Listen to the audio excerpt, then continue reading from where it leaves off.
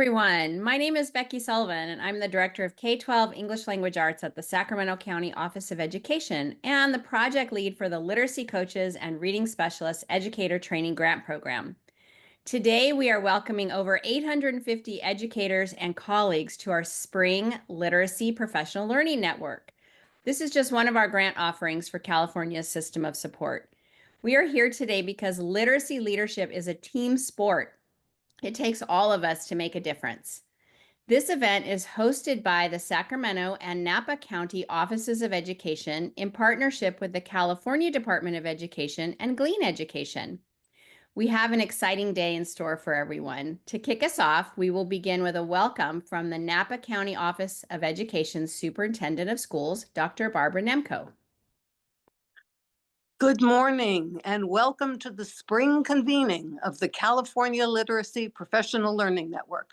I'm Barb Nemko, Napa County Superintendent of Schools, and today it's my pleasure to welcome you on behalf of the Literacy Coaches and Reading Specialists Educator Training Grant Program, which is a mouthful, so we call it LCR-SET. Along with the Sacramento County Office of Education, we're leading this effort by supporting over 800 schools from 254 LEAs in the grant by developing training and providing professional development for educators to become literacy coaches and reading specialists and provide support for the LEAs that receive the LCR-SET allocation. The LCR-SET program will support the State Superintendent of Public Instruction's goals of all California students reading by third grade.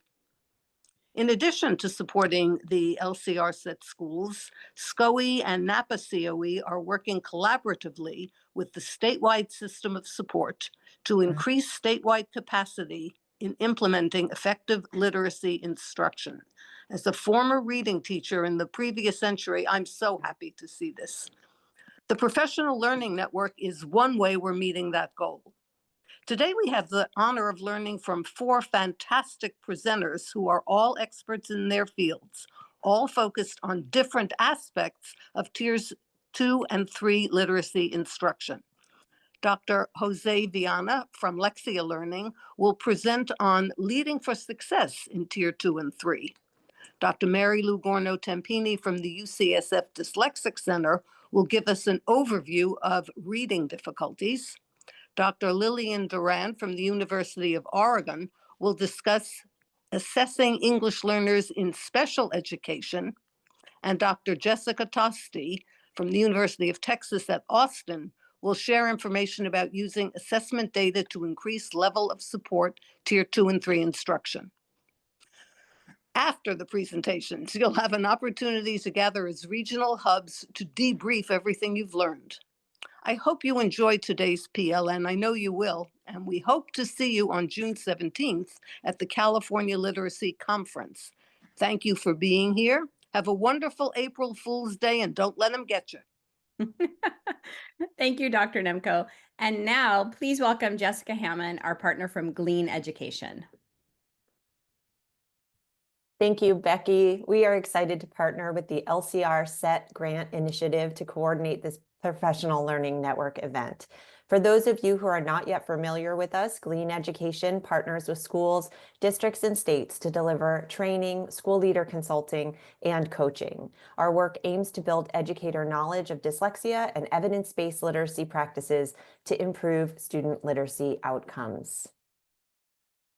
For this PLN, we welcome 4 nationally recognized experts in the field. Each speaker has made a significant impact through their contributions related to education reform, school improvement, evidence-based literacy instruction, and teacher training. We are all really in for a treat. Each session will be recorded, and you'll be able to access them on the LCR-SET Grant Padlet and on the website linked in the chat. For our first presentation, I'm pleased to introduce Dr. Jose Viana. Dr. Viana is a senior education advisor for Lexia Learning. He is a first-generation Cuban immigrant who started his primary years as an English learner. Dr. Viana began his career in Miami-Dade Public Schools as a teacher for English learners prior to becoming a school administrator for Durham Public Schools. In 2006, he served as the administrator of the Migrant Education Program for North Carolina's Department of Education. From 2017 to 2019, he served as Deputy Secretary of the Office of English Language Acquisition at the U.S. Department of Education. Dr. Viana has devoted his life to serving emergent bilinguals. Please join me in welcoming Dr. Jose Viana. Good morning, everyone. Thank you, Jessica. It's an honor to open the Spring LCR SET Professional Learning Network event. Really an event made possible by everyone here, the California Department of Education, through the LCR SET grant program. I'd like to extend my gratitude to Becky Sullivan from the Sacramento County Office of Education for inviting me to be a part of this important conversation. And a special thank you to Jessica and the Glean Education team for facilitating the event.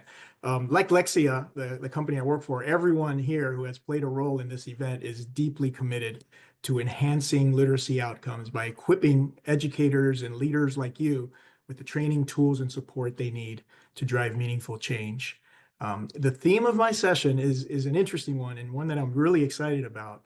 It's leading for success in tiers 2 and 3.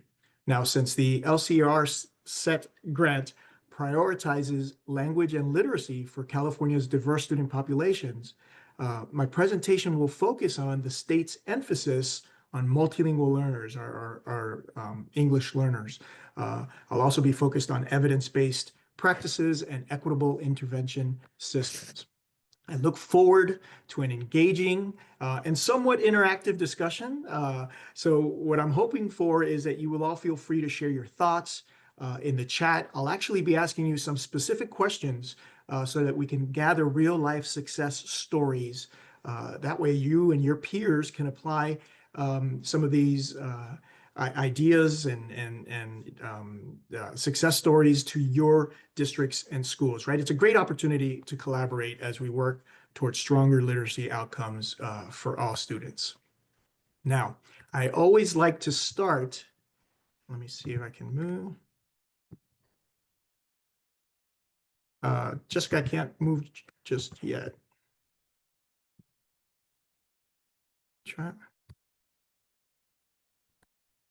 Another try. Let's see. No, it's Okay. Did I just tell you to move to the next slide? Sure, I'm happy to do that. Okay. And It says in the meantime, I'll control. try to do it in the background.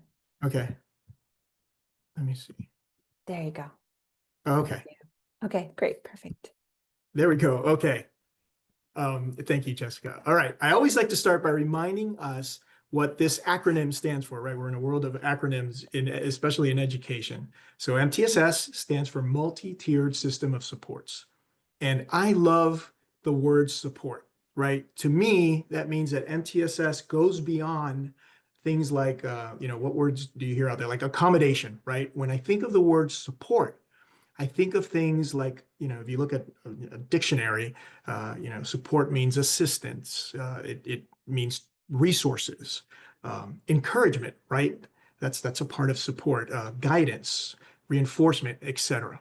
But when we look at the actual definition, it says that it's a framework designed to provide targeted support to all students through multiple levels of intervention, right? And MTSS is there to address academic, behavioral, and social emotional needs.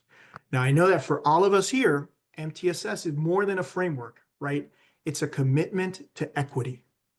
With MTSS, we ensure that all students receive the support they need to succeed.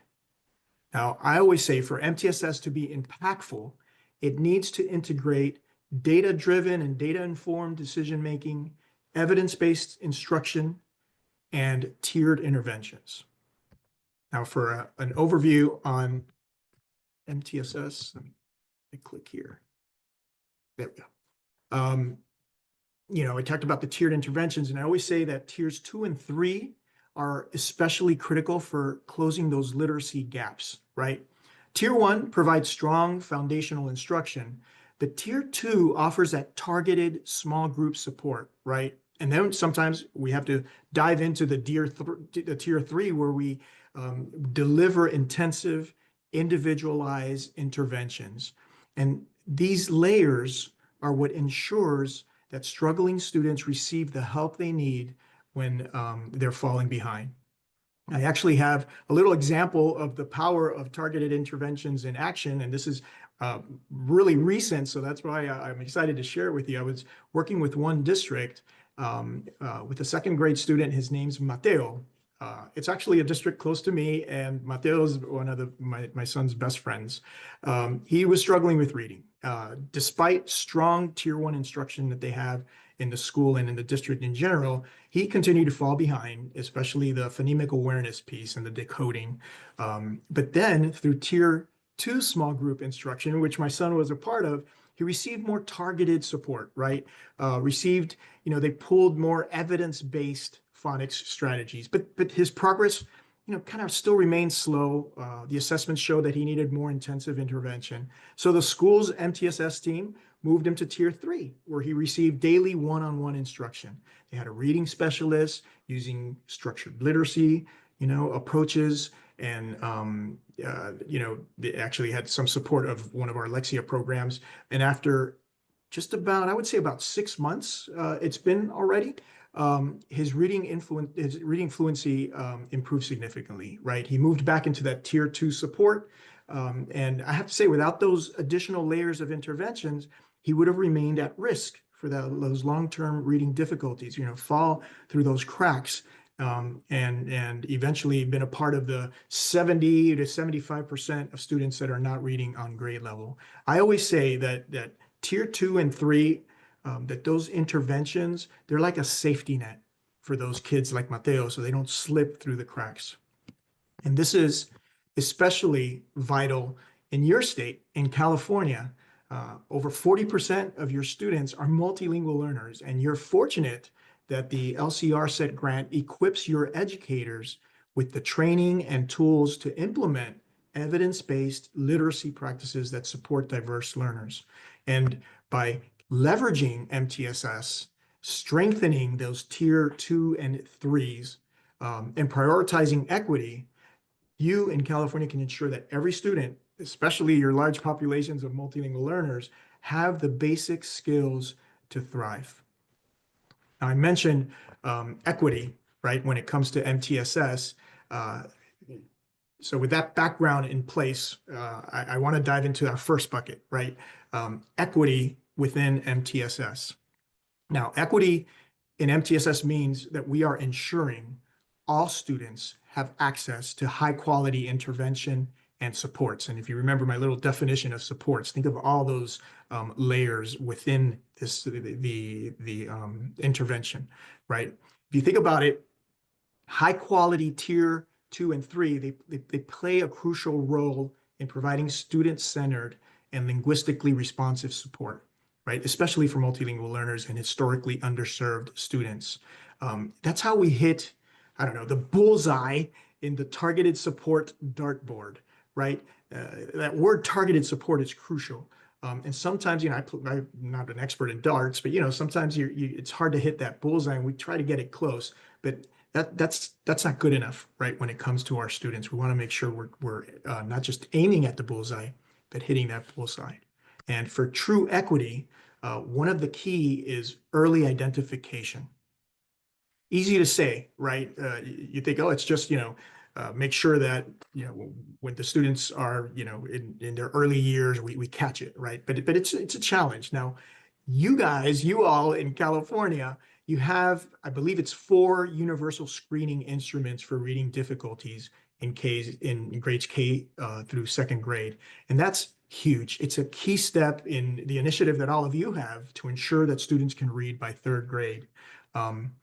These tools, I got to pick it apart and read a lot about it. They were evaluated for validity, reliability, and inclusivity of California's diverse student population. And that's awesome, man. That puts all of you in an advantageous position. I can tell you, I travel the nation, and there's lots of school districts, lots of states that would benefit from what you all already have in place. And let me tell you, I know firsthand how critical this is. As Jessica mentioned, I was an English learner, and to make it even more interesting, I was an English learner in the 1970s, right? A time when research and resources to support students like me, they were virtually non-existent, right? I walked into my kindergarten class not knowing a word of English. Spanish was the language we spoke at home. And my kindergarten teacher, my mom worked in a warehouse, and we lived close to the warehouse, and it was not in a Latino community. So I was not surrounded by kids that sounded like me. A lot of them looked like me because, but they definitely didn't have kind of the background that I did. So my poor kindergarten teacher back in the 70s, she was scrambling, trying to figure out what was wrong with Jose, right? Is it this language barrier that he has? Maybe he has a learning disability. Where is Jose's bullseye? And it took a long time for my school to put me on the right path to language and literacy. And I still have struggles. You'll hear me a couple of times just use the wrong, phrases and grammar, because I do have some things that are kind of fossilized that I still haven't been able to shake because of that. I didn't have the opportunity to get identified as early and get those supports. Believe it or not, many districts today still face these same challenges, trying to identify and support students effectively, efficiently, and early enough. And that's why high quality tier 2 and tier 3 instruction is essential, right? These targeted interventions provide student-centered, linguistically responsive support, especially for multilingual learners and historically underserved students. When we get this right, like I said before, we're not just aiming, right? We're hitting the bullseye in a truly targeted support.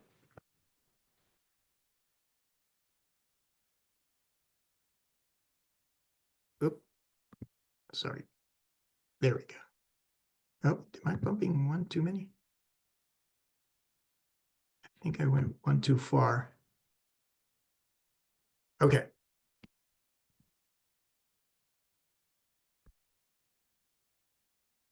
Okay. I think I got it in the right spot. So again, in focusing on equity and MTSS, data-driven, and I like to specifically say data-informed decision-making is essential for equitable intervention. You guys have these literacy screeners, and they help ensure that students receive the right support at the right time, preventing delays in necessary intervention. And by using these tools, effectively, you can close those gaps. You can provide students with the literacy foundation that they deserve.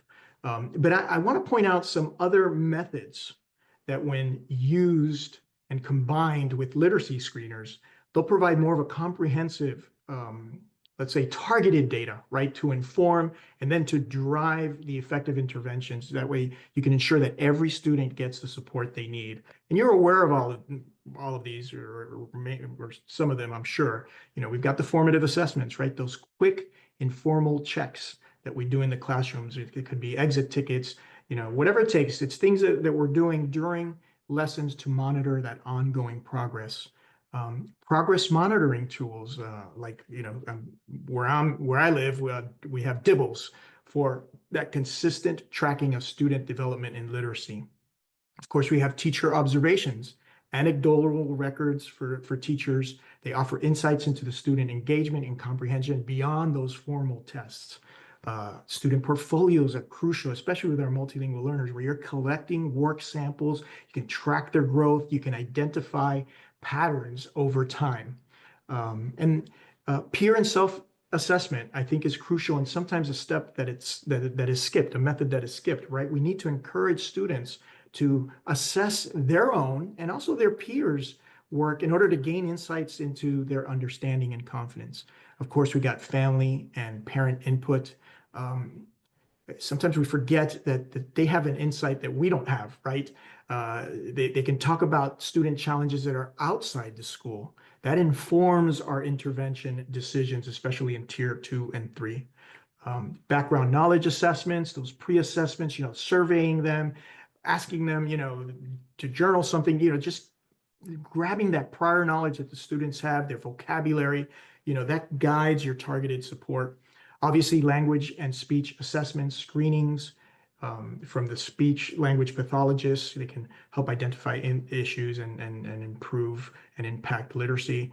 And RTI data, response to intervention data will give you access to the effectiveness of what you're doing and your current strategies, and you can adjust as needed.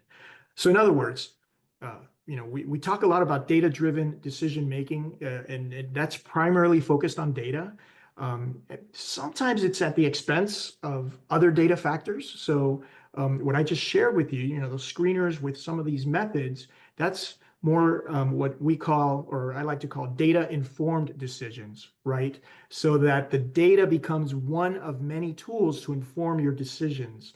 It balances it with professional judgment, understanding of context, broader goals that you're trying to obtain. So data-driven and data-informed decision-making, that assures that the intervention is equitable and provides all students with the support they need to thrive in literacy. Now, I want to hand it over to you for a little bit. If you can type into chat, and obviously it's got to be brief because we're on a time limit here. What are some challenges that you've encountered in ensuring equitable access to high quality intervention in these tiers, tier 2 and tier 3? And I would say, if you can, especially for multilingual learners or historically underserved students, how have your schools addressed these challenges? If I can have a couple of you just, jot down some of the things that you've done, I think we would all, as peers, appreciate that. And while you're doing that, I'll tell you one district that we were working with as you're typing into chat.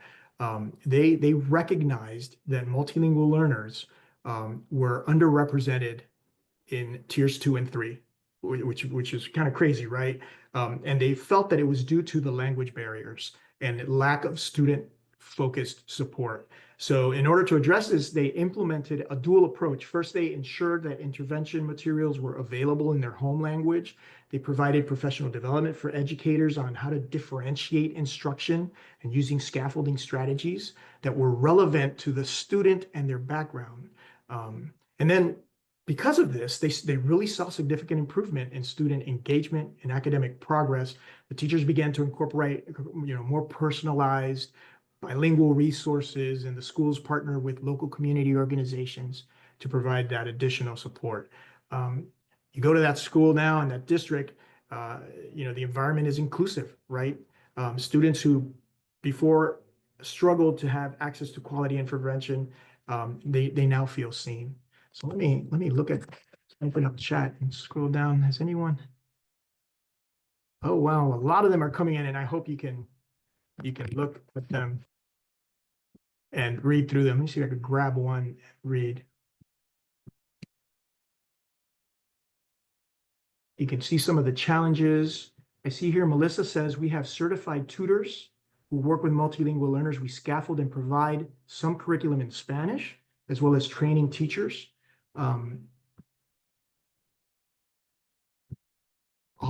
This is from, I think it's Rachel. All of my students have severe disabilities. How to support them in learning, including literacy, especially those who also have English as a second language. So they're being coached in a curriculum that addresses their specific needs, and they have leveled instruction. And then we hear some challenges, I see, it's going up. This is from, I think it's Jeanette. Oh, it keeps moving up. Let me get back to you. Current challenges include a large number of students needing the tier 2 and 3 interventions, but there's not enough staff for that tier 3 because of that one-to-one. So if any of you have ideas on how to meet those staffing needs to provide that support for those who are in the tier 3. Let me see if I could pull one. People, there's folks talking about time. Here's one from Julie. This year, we have had an influx of homeless students that have been placed in housing in our area.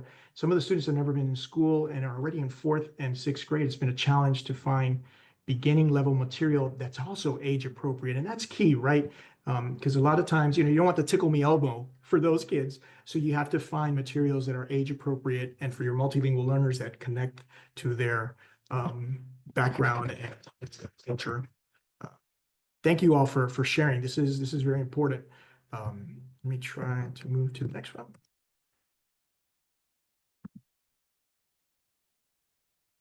Perfect. Now, the next bucket, as you can see, is going to focus more on interventions. You hear the science of reading everywhere, right? I wish we would call it something else. Some people call it reading research, right? It remains really the foundation for effective literacy interventions. I had the opportunity to speak with Dr. Kenneth Pugh. He's the president and director of research at Haskins Laboratories. And he talks about, he has this quote that I'm going to share with you, and I'm going to have to read it. Let me pull it up. There we go.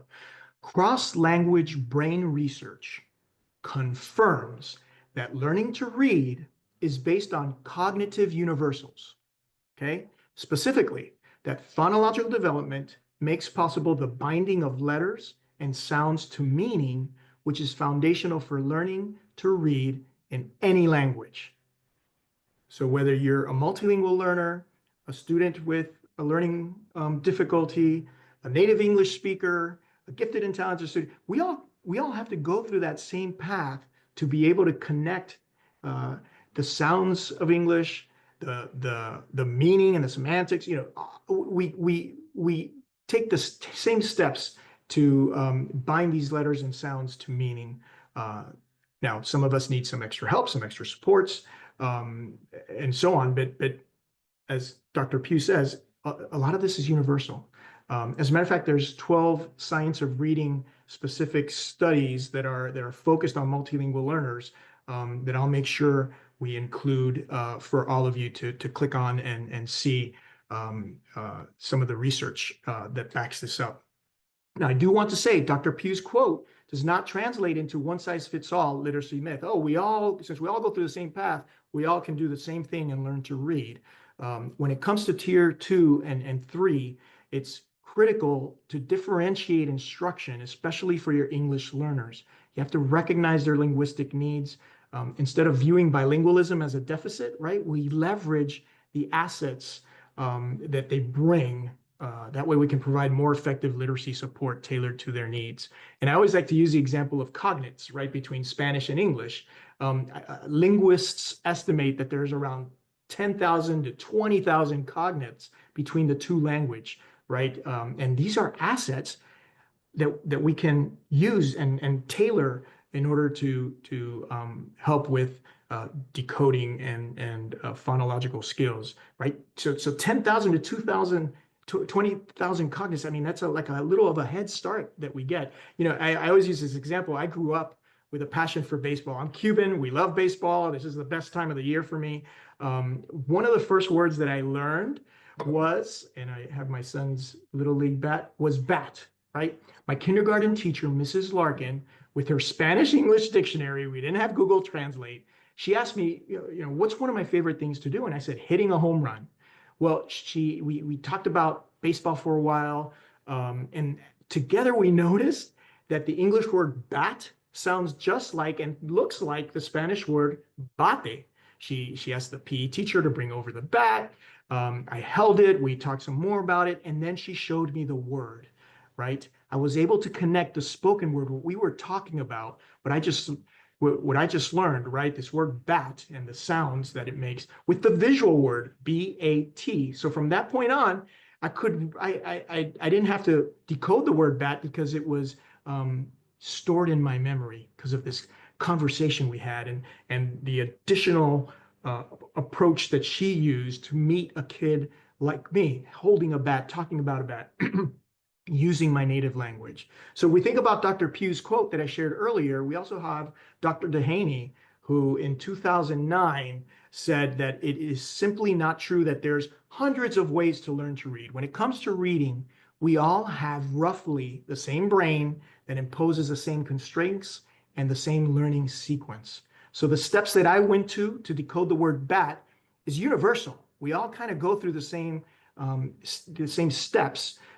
But as you can imagine, although I'm using similar networks of brain activation, language learners like me, we need those additional supports, right? We need to support additional brain regions.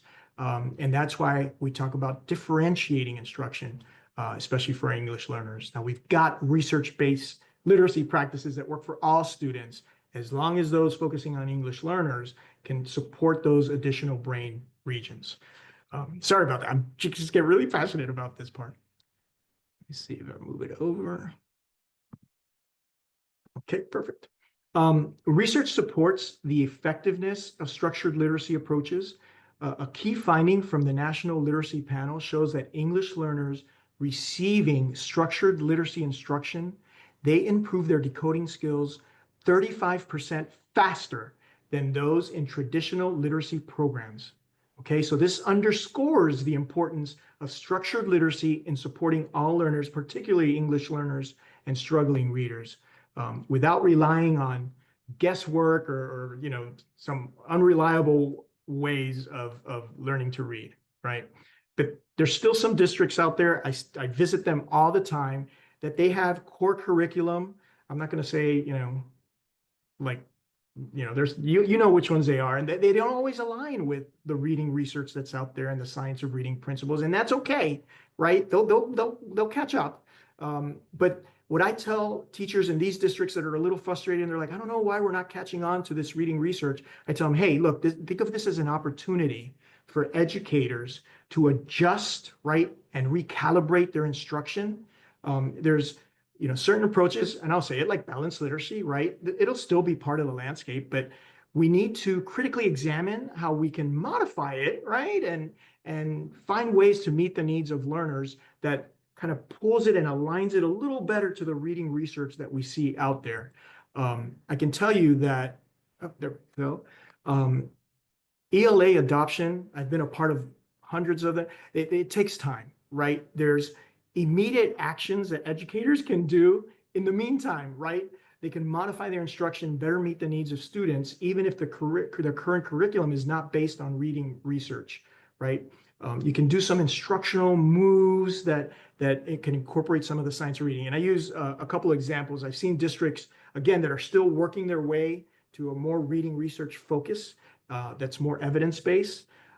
So what they do is they align, let's say, their balanced literacy with some of the reading research by embedding some of the explicit systematic phonics into their guided and independent reading, right? They use decodable texts, right? They'll replace the guessing with some more phonics aligned reading. We talk about orthographic mapping, so they'll teach the sound spelling connections. Instead of memorizing it, they'll be teaching those sound spelling connections, data-driven instruction, right? Using screeners that are a little more flexible. And again, just that knowledge building for comprehension, prioritizing text that's content rich, right, over isolated strategies. So in other words, they're kind of getting a head start. They retain some of the engagement of the students while ensuring more of a structural, evidence-based approach. In other words, this doesn't have to be abrupt. It can be a process. I can tell you that one valuable resource, and this link will be available for all of you because the deck will be there, and these are live links you can click on, is this study, Implementing MTSS in Beginning Reading. It talks about tools and systems of support. So make sure you check it out because it provides strategies for applying MTSS in early literacy intervention. So it's a great study that I highly recommend. Okay. The bottom line is this, everyone. By integrating the science of reading and adapting existing curriculum and implementing MTSS with intentionality, we can address the gaps in our instruction and ensure all students, especially multilingual learners, receive the support they need. Now, handing it over to you again. What are some ways you have adapted instruction or interventions to better support multilingual learners while aligning with science of reading or reading research? And, have you had some successes? Have you had some challenges? I'd like to hear from you a little bit. I think we can all benefit from that. I can tell you, again, one of the districts that I worked with, they faced that challenge of aligning interventions with science or reading while ensuring that it was accessible for all students. And they they slowly made that switch to structured literacy programs, right, with more of a phonemic awareness of phonics and decoding skills. And they would do it both in English and their students' home language. Teachers collaborated with bilingual specialists, and they got the resources so that they can do that, right? And one key to their success was the fact that for example, multilingual learners who had previously struggled with decoding in English were able to transfer some of the skills in their home language to English. So that was one key to how they were successful. So anyway, the district is continuously refining. Let me hear some of you have to say. There you go. Scroll down. 41 new messages. Oh, look at Heather says we used our diagnostic assessments to help determine gaps. It worked really well. One of our students already had a strong foundation in Spanish, so they just needed to plug in what she didn't know. Orthographic mapping, this is from Kristen. The orthographic mapping, words chunking by syllables, using decodables, having teachers find patterns within to show what needs to be prior taught in their scope and sequence. Including their interests, this is from Rachel, ways to motivate, using visuals, presenting in both languages. Lots of great ideas here. Oops. Providing pictures. All right.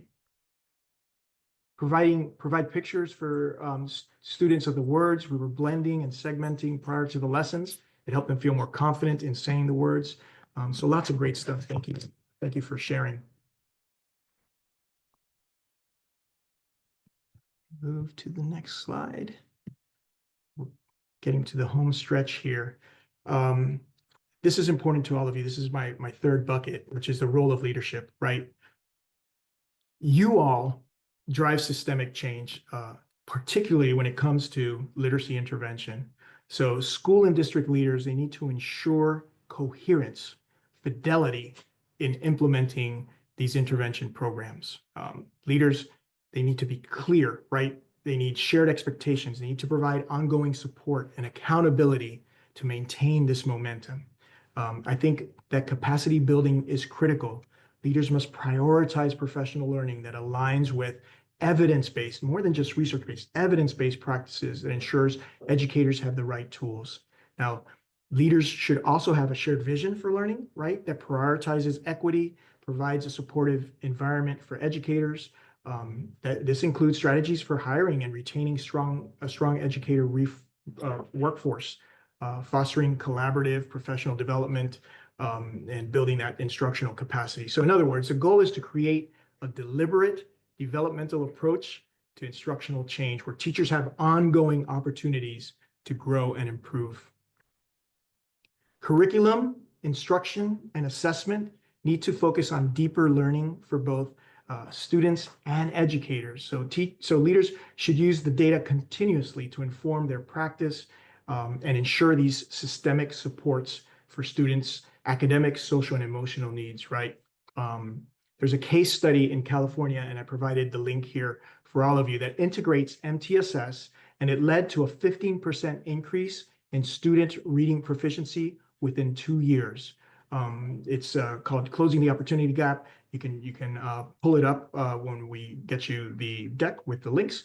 But it really emphasizes, how these students' socioeconomic status, their race, their language, their geography, things like that affect their outcomes. But it also provides data-driven insights on disparities in funding, teacher quality, and resource allocation. And the whole thing just argues how targeted MTSS intervention is necessary to bridge these gaps. So they talk about early childhood education, improving teacher training, expanding access to literacy, to STEM programs, things like that. Just great, a great resource on how leadership can provide coherent, aligned systems that lead to measurable improvements. So check it out. Now, when choosing effective professional development for teachers, coaches, and interventionists, make sure the training goes beyond the 5 components of structured literacy. right? When it comes to our emergent bilinguals, and you all in California are having this discussion all the time, make sure it includes oral language development, right? The connection to writing, particularly for your multilingual learners. So structured literacy needs to get adapted to meet the needs of these diverse learners. So don't rely on incomplete or outdated models. A lot of people tend to stamp, we are research proven, or, we are science of reading. Just make sure that the models are truly aligned to what the research is showing. And for all of you ed leaders out there, make sure that there's professional development available to all of you, right? This helps you guide the educators in implementing structured literacy with a focus on systems and thinking and implementation science. We at Lexia have a letters program. You've probably heard of it. It's all over the country. But we have a letter specific for administrators. So look for things like that, programs and trainings that can help you be a better leader, be a better literacy leader for your district and your schools. The bottom line is this: educators need informed leadership to ensure the success of evidence-based literacy practices with aligned multi-tiered systems of support and targeted structures of continuous improvement. Without knowledgeable leadership, sustaining high-quality literacy instruction is difficult, and true growth in literacy outcomes is unlikely. So, no pressure, right? But it's on you. Speaking of you, this is one more question. I might be able to squeeze one in if time permits, but what literacy actions have been most effective in your school or in your district for ensuring coherent evidence-based literacy interventions? Like what have you been able to do? You can also talk about some of the challenges you're facing in sustaining these efforts, but it's important to hear from all of you, how you keep it going, how you keep that momentum going, heading in the right direction. I know one district, they established a dedicated time for collaborative planning, right? It seems like there was a time where it was hot, when I was a principal, it was all about, collaborative planning, and then it's just kind of faded away a little bit. But this one district says, no, we need to focus on teachers to sit together, review the data, adapt interventions based on student needs. And they also provide that ongoing training. And they saw significant improvement. So setting aside that time is still crucial. Let's see what we got some of you saying here.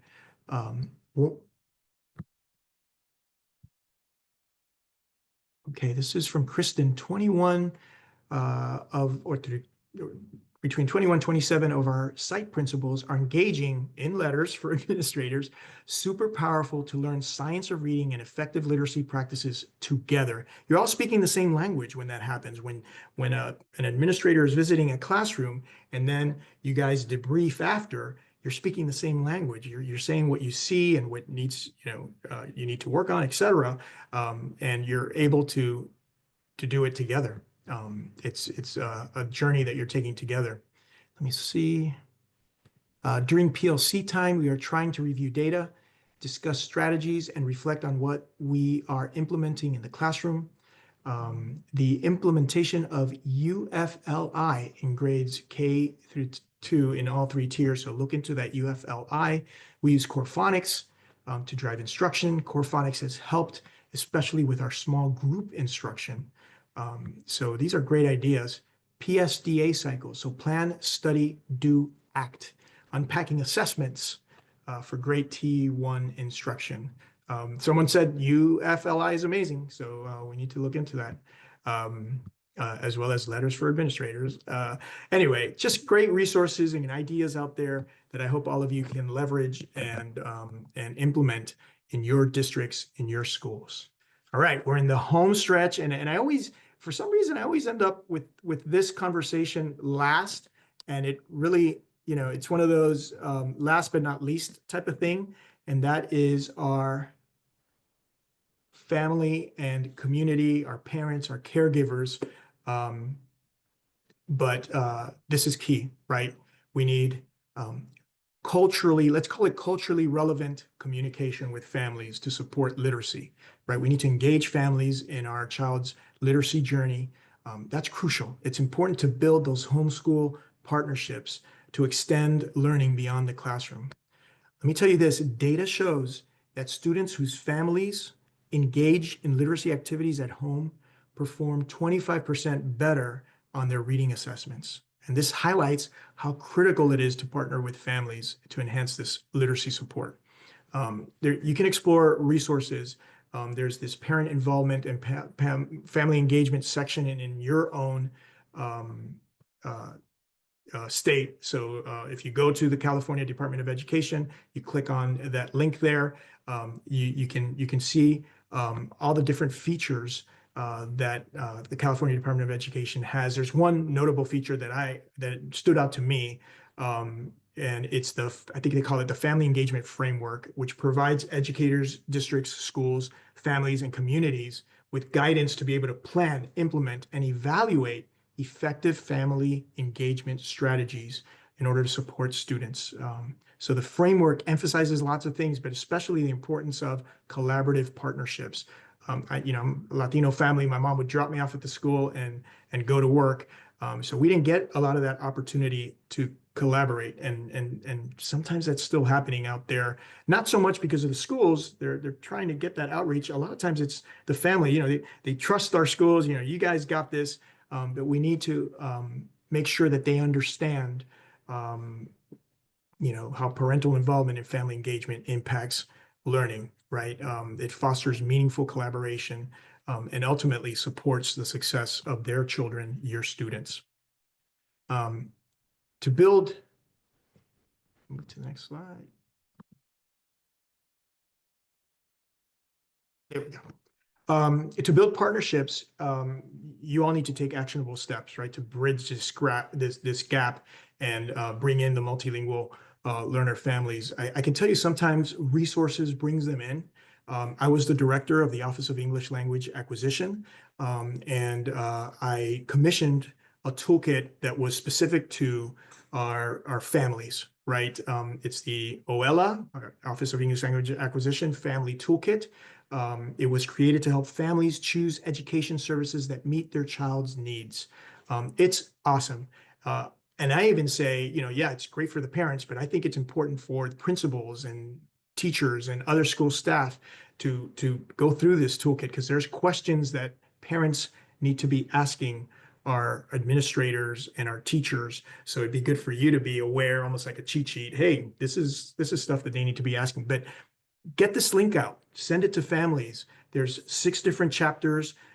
Everything from enrolling your child in school to attending school in the United States to other programs that can service your students, extracurricular activities, health and safety, and just overall helping your child be successful in school.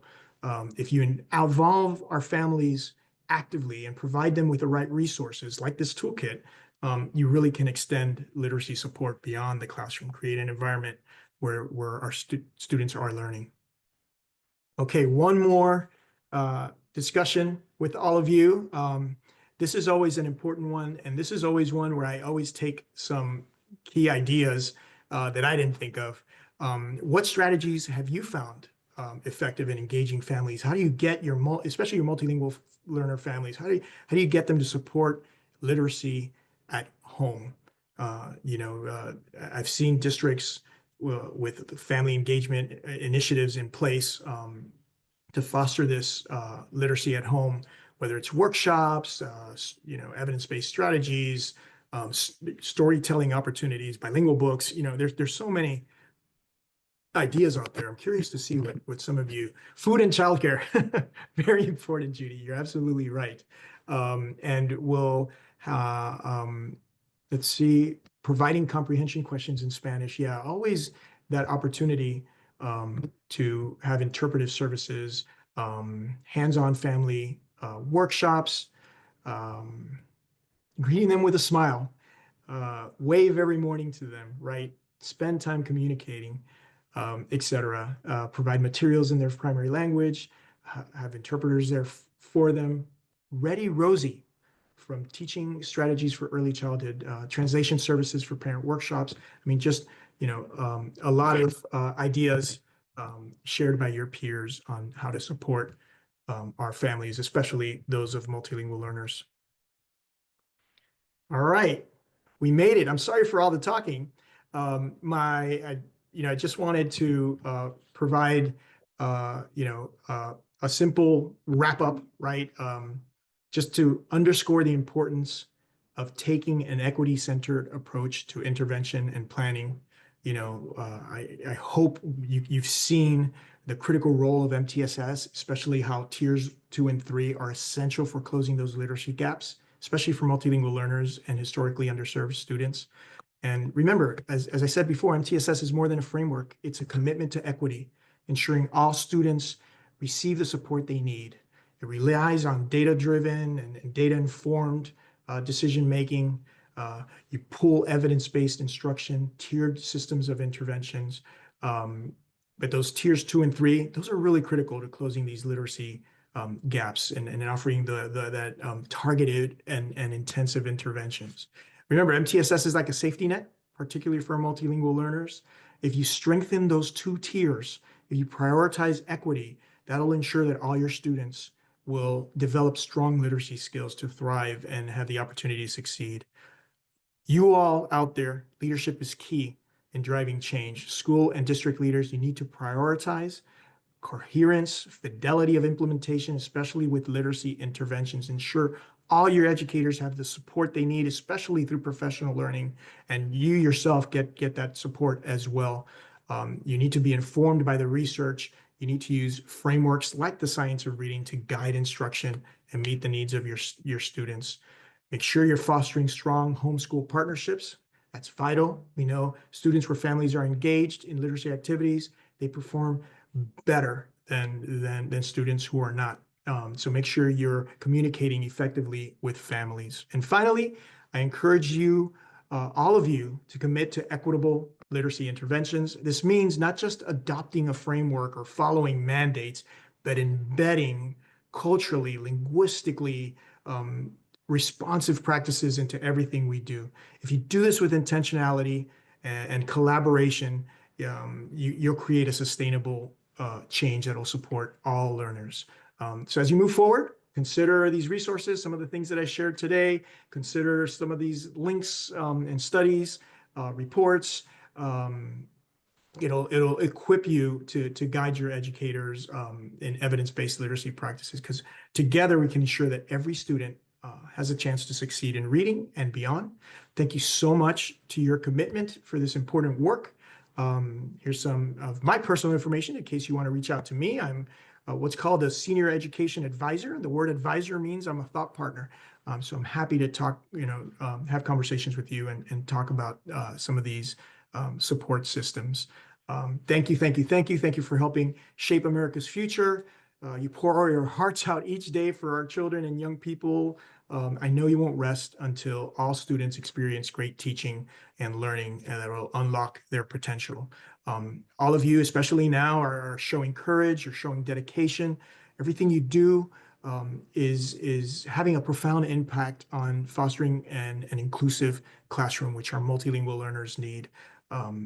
If you focus on some of the instruction identified in the science of reading, your students will master their reading, right? And we're continuing to uncover new research to better support all of you.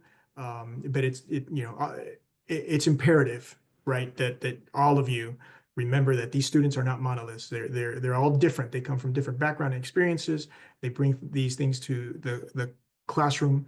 And since literacy plays such a crucial role, make sure that we're differentiating for our students, especially our multilingual learners. So again, thank you so much for creating an equitable learning literacy environment, helping all of our students read, write, and speak with confidence. As a former English learner, you have a profound effect on our kiddos, on our babies. So again, thank you so much. Thank you for inviting me. Jessica, I guess I'm handing it back to you. Well, that's great. We happen to have about 15 minutes for questions. So I would love for you to stay on and answer some of the questions we've been receiving in the Q&A and the chat. Does that sound good to you, Dr. Viana? Yes. Are you, have you been keeping track? Because it's I kind of, am. okay. Yes, yep, no, I'm on top of it. Because when So I start reading one, it bumps it, it goes I away. know So I it. had a hard No, time. I'll take care of this. You could just sit back and answer the questions. So I'll if try. you would move to the next slide, what we'll do before we start into the questions is show everyone our survey. Just head right back to the survey. That's perfect. So this survey is just at the end of each of our PLN speakers. We will start some questions with Dr. Viana right now, but feel free to open this up either with the QR code or the link that will be dropped in the chat momentarily. And we'll begin with some questions until about 9:10. So one of the first questions we got in the chat was, can you tell us the difference between evidence-based and research-based? That's a great question. And that's something you should all be looking for, especially I would say, when looking at curriculum or support materials, digital learning resources, and those kinds of things. Research-based, it's kind of the easy way out, right? Like research-based is, whatever was developed. Let's say a digital learning resource, like a program to support your students with decoding. If it's based on research, that means they pulled from some of the research that's out there to develop their program.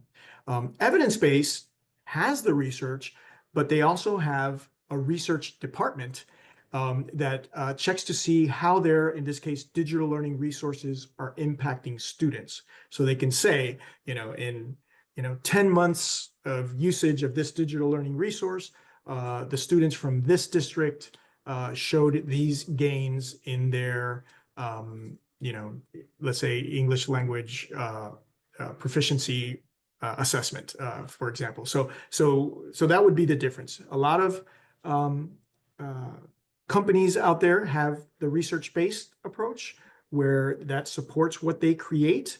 But there's those companies that you want to focus on that have that evidence base where the research is there having influence, but at the same time, they can show proof of impact and effectiveness of their programs. You want to look for these companies with large research department that focuses on that. And sometimes, sorry, just to add one more piece, Please, a lot go of ahead. them, I know at Lexia we do this, we're always willing to look for a partner to keep pulling this research. So a lot of times they're happy to then look at your data and tell your story.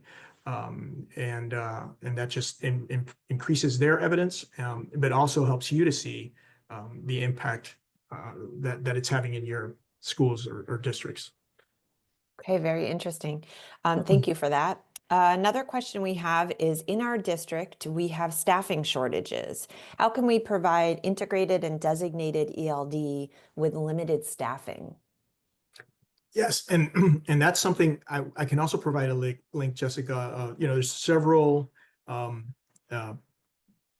communities and articles that are out there that address this, and it can take different shapes and sizes depending on where you are located, and the pool of teachers or those that are studying something that's somewhat connected to education that you can pull from.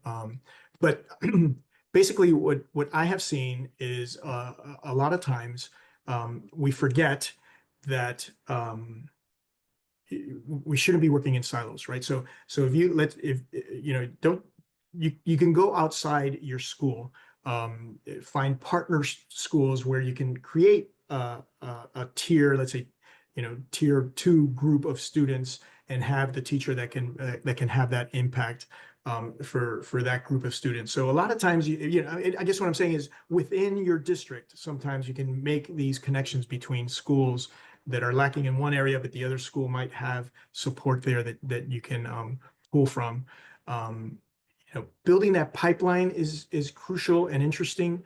Especially if there's a university that you can collaborate with, where there might be just some additional classes or steps that a teacher who was educated in linguistics or something can then expand their learning into receiving some teaching certificate or something where they can provide some support in bilingual education and so on. So it can take many different shapes and sizes. It's almost like district by district, school by school. What do we have available there?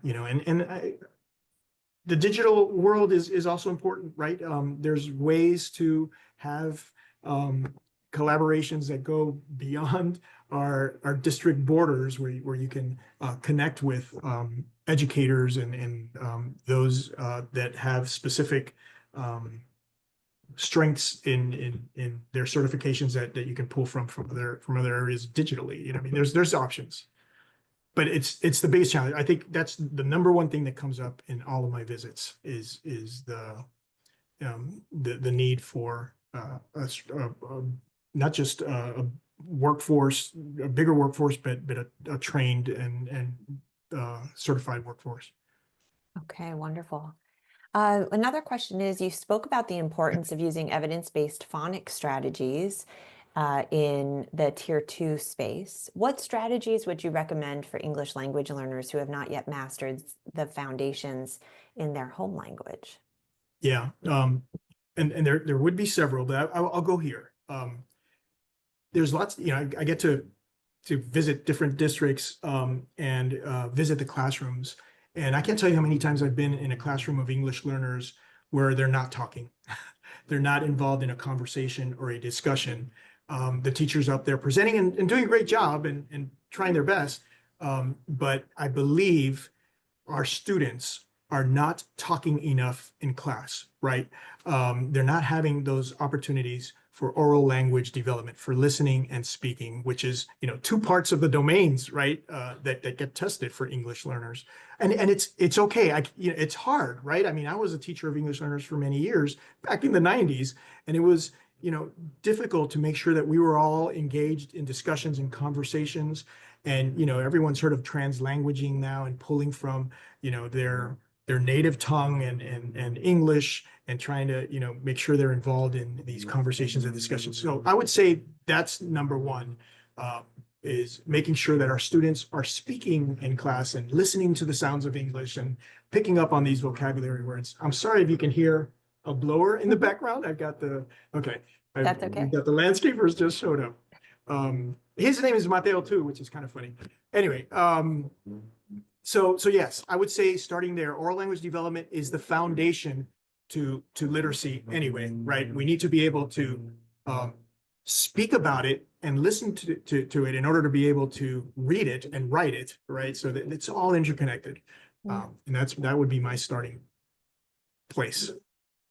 Lovely. So we have a couple questions that talk about how to get started if your school doesn't yet have an MTSS initiative in place or evidence-based practices. So let's begin with the broader concept of MTSS. If the district is working to improve MTSS systems, what is a first step that one can do to start to ensure that it keeps their multilingual learners in mind? And that's what tends to happen to our multilingual learner community, even in California, is sometimes it's, oh yeah, let's add it becomes a little bit of an afterthought. Oh, let's add our multilingual learners to this initiative or this system that we're putting in place. So, just making sure that they are a part of initial planning and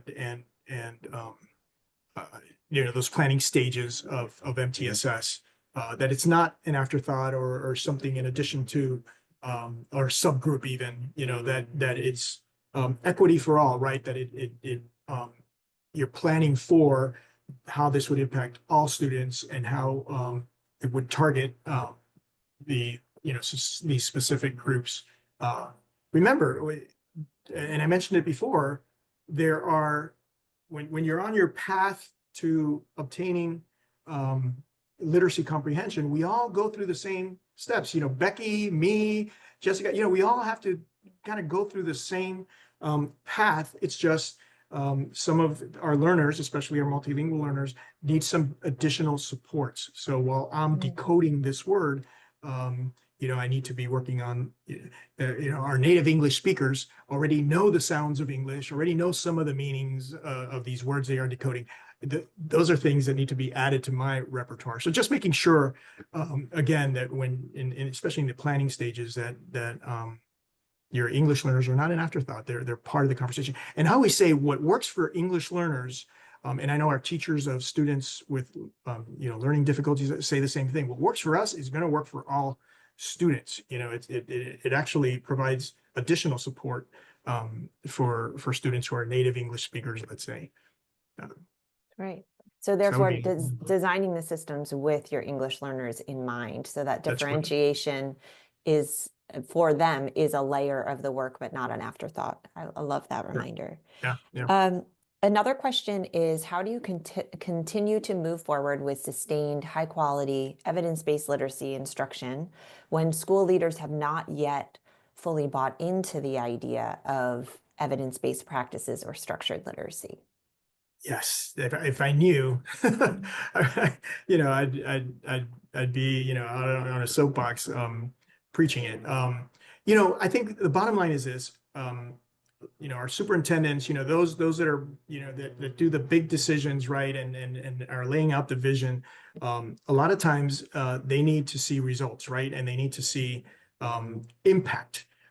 So that's when we connect them to success stories, whether it's, we've all heard of the Mississippi Miracle, things like that. So I think it's important for them to see success in other districts with proper implementation of evidence-based, science of reading based instructional models and those kinds of things. So in order to do that, you'd have to see, what's out there and who's out there having an impact. What I've noticed a lot, and I think part of the problem that we've had is, science of reading has kind of become a lightning rod, and everybody's, trying to create policy and get momentum going. And a lot of times it's a little too rushed, and that's where we can run into some issues. So it's very important, as we roll this out, that our district leaders, especially our superintendents and associate superintendents, and chief academic officers, are well informed on best practices and what's working, and proper implementation. Implementation of it with fidelity. Again, there's so many options out there that really don't align with research and evidence. So making sure that they're aware of places where there's been an impact, I think usually is a good place to start. You can send them a study and a report and they're like, we don't have time for all that, but they call a neighboring district or a district in another state that's showing success, and they'll learn a lot, and it really will build some momentum and excitement and focus. And I have to tell you, district leaders are excited to share success stories and things that they are doing, because they know it impacts all students. So I would say that's number one. I know, for me, I was never a superintendent, but as a state leader, I was always looking at that. I was always reaching out to other states, trying to figure out what's working. What is it that you all are doing that is showing the success? Excellent. Can you give us some examples of some culturally and linguistically responsive materials, either decodable passages or other instructional materials that teachers could turn to that are trusted by you and others? Yeah, I can say one of the places I always go to, well, first of all, if you go to the Encela website, and I'll type it in, it's the National Clearinghouse for English Learners. It's kind of where a lot of these resources, toolkits, and so on are housed by the Office of English Language Acquisition. There's a lot of resources there, free, that you all can use. I would say my go-to always is, and some of the things that I presented today are connected to Colorín Colorado. So I'll also include that. Just a great place for resources, information, reports, studies, evidence, things that make connections, and they're very open and unbiased. They bring it all in, and then you guys can kind of go through it all and pick what fits best with your district. I'm sure some folks can include some other ideas and resources in chat. But those are my two trusted go-to sites and places. Lovely. Well, that's all the time that we have for questions today. So just a reminder to everyone, please do fill out the survey that we have here. We will be thanking Dr. Viana for your time and for that wonderful presentation. We couldn't have had a better kickoff to this day of learning. So thank you so very much. To all of our attendees, we will be taking a short break. It will be 10 minutes. And we will be returning at 9:20 a.m. for a presentation from Dr. Marilu Gorno-Tempini from UCSF. Please do return, and we'll look forward to seeing you shortly.